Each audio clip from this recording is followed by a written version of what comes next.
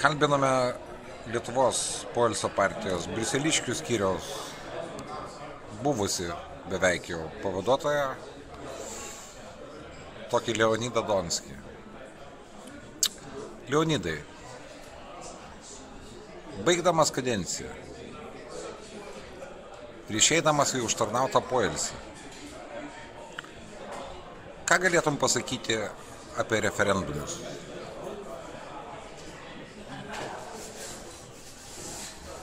Aš manau, kad yra viena baisi klaida, kurią daro referendumo organizatoriai. Jie nesupranta, kad žmonės yra laimingi tada, kada jie ilsisi, poilsiauja, o ne tada, kada jie dirba. Jeigu referendumu būtų atsisakyta kartą ir visiems laikams, žmonės ilsėtųsi, poilsiautų, mylėtų tėvynę. O dabar jie eina be meilės tėvynė. Tiesiog kažkas tai nori, kažkas tai reikalauja. Ir vat jie eina vargšai. Tai aš noriu pasakyti, kaip ilgametis pirmininko pavaduotojas, kuris dabar skiriasi su postu ir tampa garbės konsulu.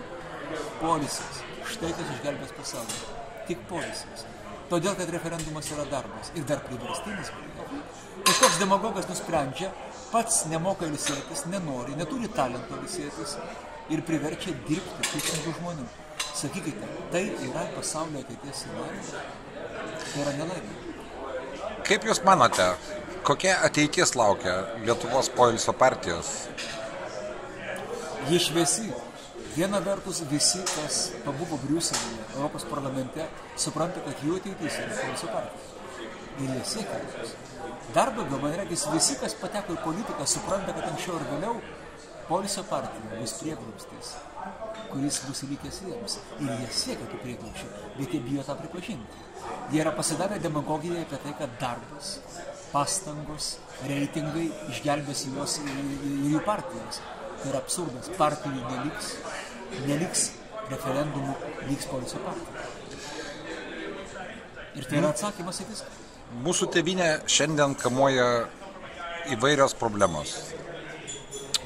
Taip pat ir abėcėlės problemos. Kaip Jūs žiūrite į W raidės vartojimą mūsų partiniuose dokumentuose? Į W raidę žiūriu pozityviai, kadangi daugeliu atveju W, man atrodo, siejasi su maloniais dalykais. Ji yra susijusi su kažkokiais tai žodžiais kaip slow, pavyzdžiui, slow down. Tai yra gražu, tai yra lėta, tai susijęs su poilsiu, tai turi būti būtinai. Bet noriu pasakyti, kad tie, kurie kovoja už W, jeigu jie persidirbs ir negerbs poilsio, o rinksis tik tai atkaklų darbą, mes pasiliekam su teisėm nusivilkėjimais. Todėl W turi būti, bet turi visi prisiminti esminį dalyką. UPPP. Už pirmininką, partiją, poilsį. Štai mūsų abreviatūra, štai mūsų raidės. Amen. Amen. Sakykit, bet kaip skambėtų šitas slow užrašas Šalčininkų rajone? Man atrodo, jis skambėtų kažkaip tai tauriai. Mes tiesiog pagerbtume savo bendrapiliečius, parodydami jiems, kad nereikia atakuoti Lietuvos politikos atkaklių darbų ir perdėtai aktyvia veikla. Ilsėtis reikia. Lietuvos gamta nuostabi. Ji graži. Reikia tiesiog mėgautis Lietuvos gamta, ramybę, klausytis paukštelių ir W pati ateis. Su lakštingala šilbasi, su poilsiu. O jie daro klaidą.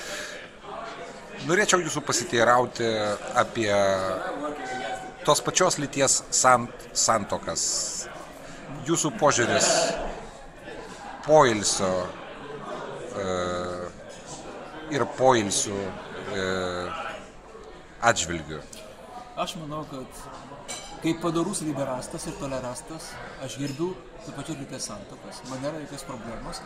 Bet žinoma, yra gera matyti, kad mielų, protingų ir normalių žmonių ratas plečiasi.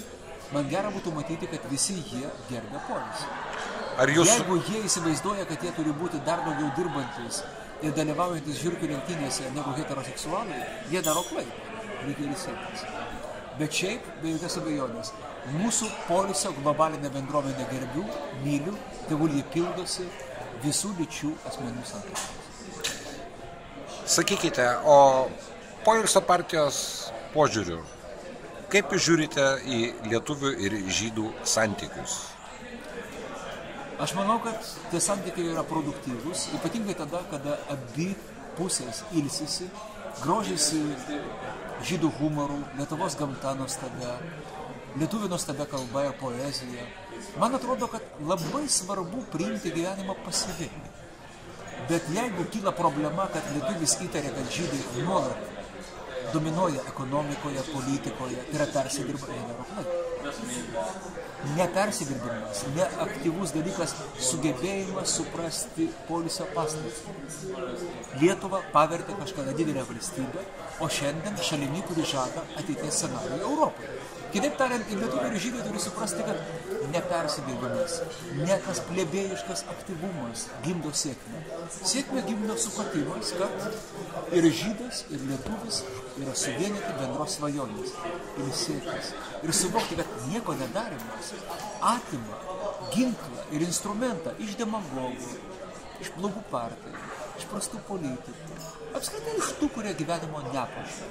Gyvenimą puošia besiilsintis lietuviai ir žydai, kurie besiilsėdami prisimena didingą abiejų tautų istoriją Lietuvoje. Ačiū labai. Jums be pykčio kalbėjo Lietuvos poilsio partijos pirmininko buvęs pavaduotojas, būsimas Lietuvos poilsio partijos konsulas VDU Leonidas Donskis.